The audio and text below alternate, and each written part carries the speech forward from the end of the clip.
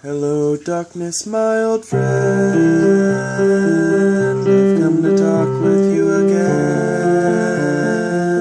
because a vision softly creeping left its seeds while I was sleeping, and the vision that was planted in my brain still remains within the sound of silence.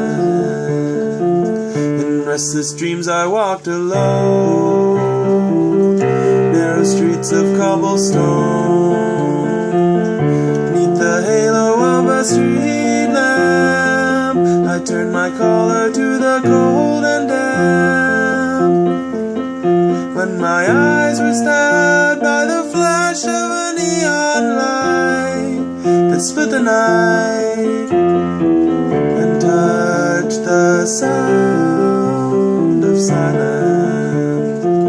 And in the naked light I saw 10,000 people, maybe more, people talking without speaking, people hearing without listening,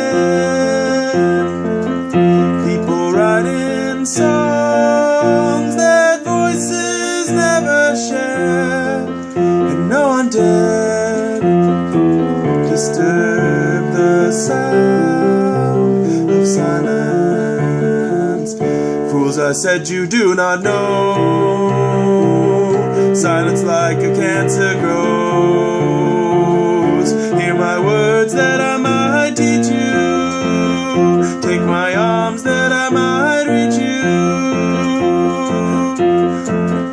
but my words like silent raindrops fell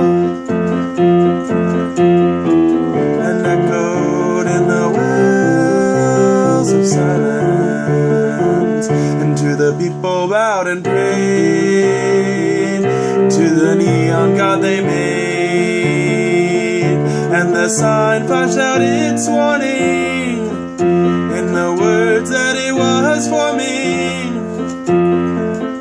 And the sign said the words of the prophets are written on the subway walls and tenement halls.